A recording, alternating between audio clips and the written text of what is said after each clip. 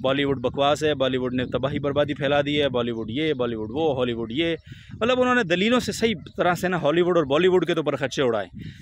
जी बिस्मिल्लाहिर्रहमानिर्रहीम, अस्सलाम वालेकुम वरहमतुल्लाहि वबरकातुहू।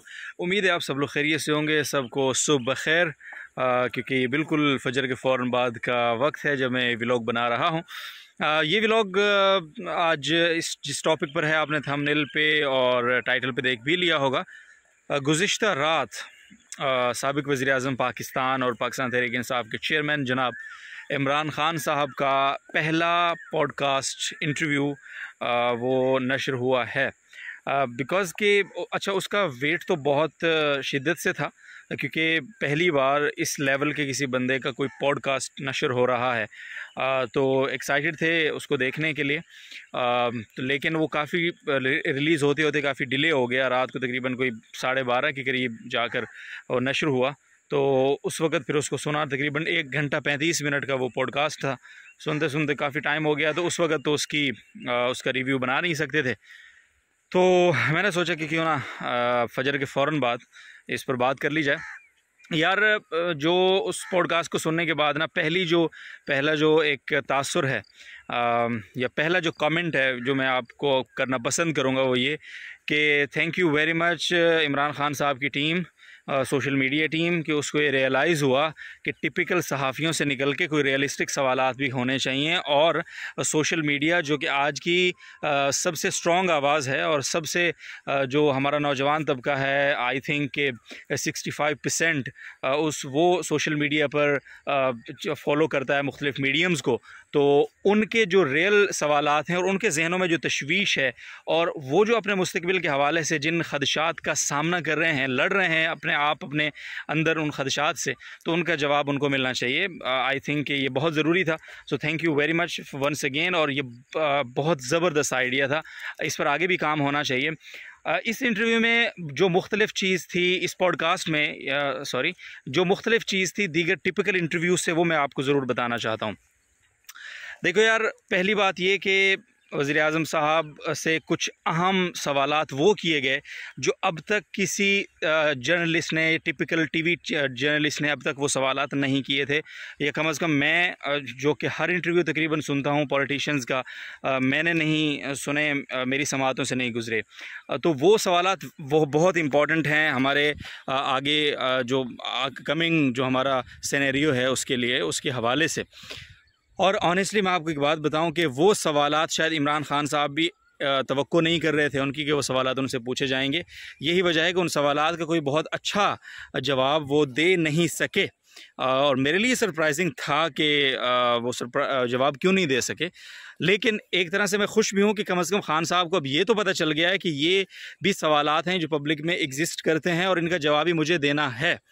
मिसाल के तौर पर 3 होस्ट थे, जुनैद अकरम भाई, मुज़म्मिल और इसी तरह से तलहा अहद TCM को जो रिप्रेजेंट कर रहे थे वहाँ पे।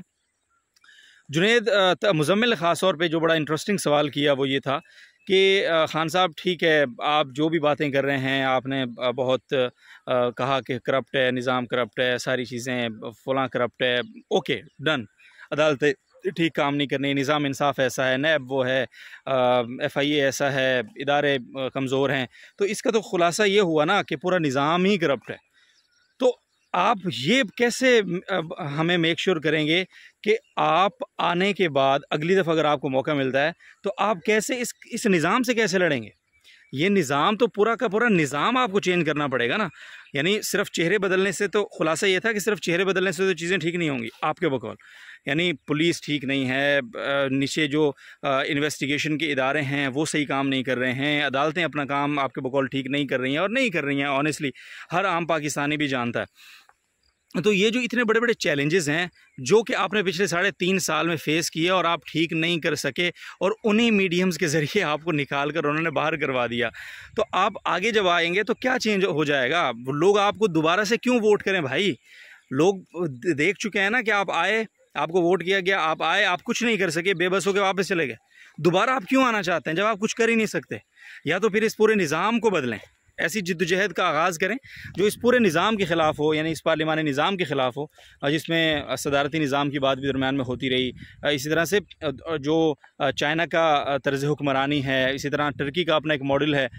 तो बड़ा अच्छा सवाल था, लेकिन खान साहब लपेट गए इसको, यानी उन्होंने वो तवक्को नहीं करे थे, बिकॉज़ कि इस तरह का कोई सवाल पहले हुआ ही नहीं ना, किसी सहाफ़ी ने किया ही नहीं। दूसरा सवाल जो था वो बड़ा इंटरेस्टिंग था, और वो किया उन्होंने जो TCM के थे तलहा अहद, उन्होंने बड़ा ज़बरदस्त खान साहब से सवाल किया। उन्होंने कहा, खान साहब बात ये है कि आप ये कहते हैं, बल्कि नहीं, ये मुज़म्मिल ने सवाल किया था, सॉरी, ये बहुत इंटरेस्टिंग सवाल था रियली। मतलब ये सवाल हम में से हर एक के जहन में आता है और हम लोग सोचते भी हैं। Being a Pakistani, of course ज़रूरी नहीं है कि हमारा ताल्लुक़ किसी पॉलिटिकल पार्टी से हो। बीइंग ए पाकिस्तानी हम सोचते हैं कि यार इमरान ख़ान को अगर हम वोट करते हैं, और इमरान ख़ान जो कि अभी 70 साल के हो चुके हैं, और उन्होंने ये रिवील भी किया उस पॉडकास्ट में कि अबाउट मतलब 70 मेरी एज हो चुकी है। तो इमरान ख़ान के बाद क्या है PTI? ये बहुत इंटरेस्टिंग सवाल था। उन्होंने सवाल का आगाज़ यहाँ से किया। उन्होंने कहा था कि सर देखें, जैसे कि बताया जा रहा है कि आपकी जान को ख़तरा है, सिक्योरिटी थ्रेट्स हैं, ऑल एंड ऑल, मतलब दिस दैट सारी चीज़ें, खुदा ना खास्ता अल्लाह ना करे आपको कुछ हो जाता है, व्हाट नेक्स्ट? PTI कहाँ स्टैंड करेगी? क्योंकि लोग तो, यानी इलेक्शन में ये देखा गया कि लोगों ने आपके चेहरे को वोट दिया, लोगों ने कैंडिडेट्स को नहीं देखा, किसी को नहीं देखा, लोगों ने सिर्फ आपको देखा और वोट कर दिया। बहुत गुमनाम, बहुत बदनाम लोग भी जीत कर आए आपकी वजह से, आपके बयानिए के ऊपर, आपकी शख्सियत से मोहब्बत की में लोगों ने वोट दिया। खुदा ना खास्ता आप माइनस हो जाते हैं तहरीक इंसाफ से। तो इतनी बड़ी मूवमेंट जिसके लिए लोग अपनी जानें दाव पर लगा रहे हैं, अपना मुस्तकबिल जिसके साथ वाबस्ता किया है, उसका फ्यूचर क्या होगा? तो आपने इस पार्टी को एज एन पार्टी यानी इस्टेब्लिश करने के लिए क्या इकदाम किए हैं कि लोग इसको आपकी शख्सियत नहीं बल्कि एज ए पार्टी इसको डील करें। खान साहब के पास ऑनेस्टली मतलब जवाब दिया उन्होंने। हो सकता है बहुत सारे लोग उससे सेटिस्फाइड हुए हों, आई एम नॉट। मतलब मेरे पास, मतलब मुझसे अगर आप एक ऑनेस्ट ओपिनियन, एक आज़ादाना राय पूछें ना, तो मुझे खान साहब के जवाब से बिल्कुल भी तसल्ली नहीं हुई, मतलब सीरियसली। इसी तरह से और ख़ान साहब को इसका जवाब सोचना चाहिए। और ये बहुत ज़बरदस्त बात है कि इस तरह के वो सवालात हैं जो हम सब के दिल में हैं। और यकीनन आप जो ये व्लॉग सुन रहे हैं, आपका सियासत से ताल्लुक़ है या नहीं है यार, लेकिन ये सवाल तो ऐसा है ना कि जो आप सोचते हो। अच्छा, फिर उसके बाद जुनैद अकरम ने इंटरेस्टिंग सवाल किया, परफॉर्मेंस पे सवाल किया उन्होंने कहा सर हम अखलाकियात की बात करते हैं, मोरालिटी की बात करते हैं, हम लोग बोलते हैं कि जी फ़लाँ बिक गया, फ़लाँ ने वोट बेच दिए, लोगों को क्या मुँह दिखाएंगे, ऑल दैट ठीक है, बिल्कुल ठीक है। लेकिन सर हम उस मोरालिटी को डेवलप करने के लिए हमने क्या किया है? मतलब आप देखें ना, हमारी यूथ, हमारा बच्चा, हमारे बच्चे जो घरों में वो क्या देख रहे हैं, वो जो टीवी उनके सामने हर वक्त दीदे फाड़ कर जिस टीवी को, जिस स्क्रीन को, बड़ी बड़ी LEDs उनके घर में चिस्पा हैं, उन पर क्या है सिवाय इन घटिया न्यूज़ चैनल्स के? और इसके अलावा क्या है?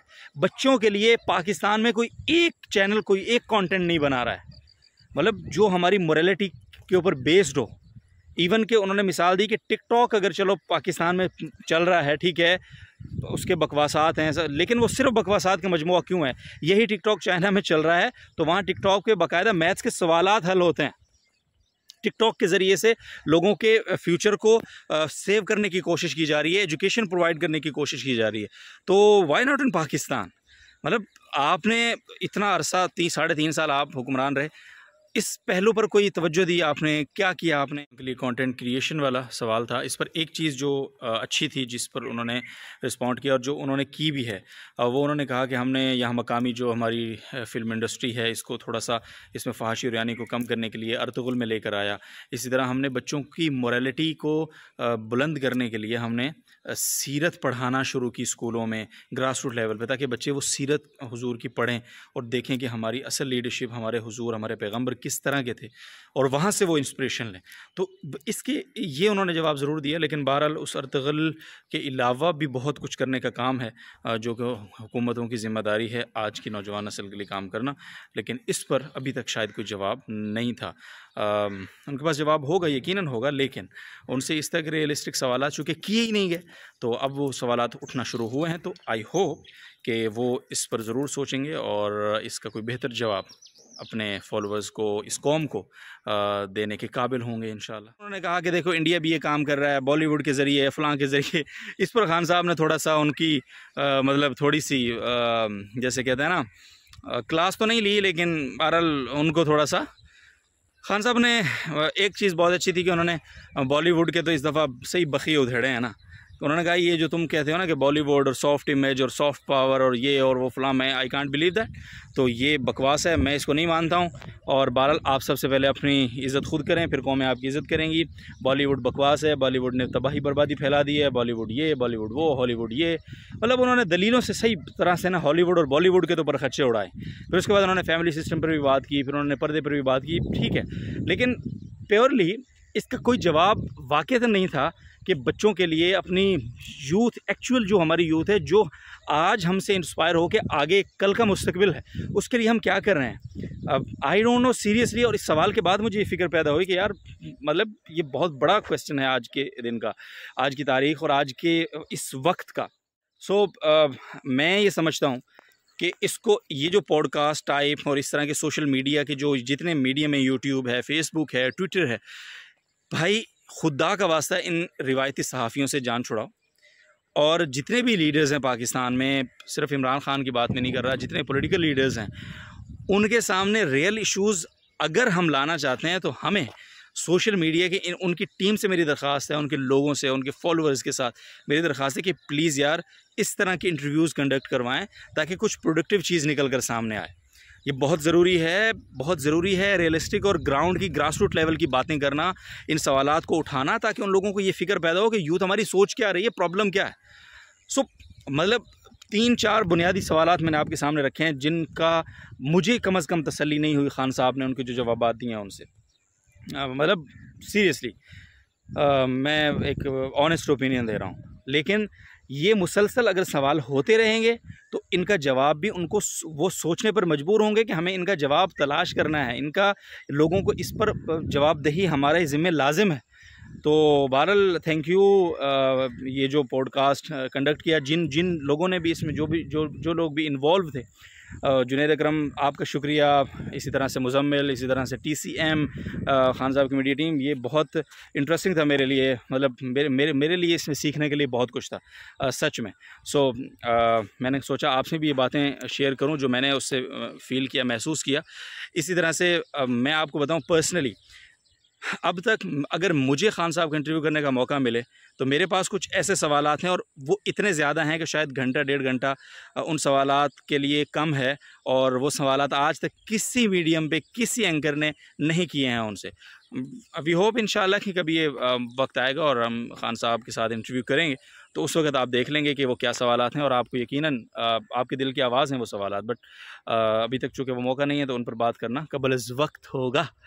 ऐसा ना हो कि मैं सवालात को रिवील कर दूँ और मेरे रास्ते ही बंद हो जाएं सारे। सो बहुत शुक्रिया आपका, और अपना ख्याल रखिए, और इन सवालात को ज़्यादा से ज़्यादा उठाइए।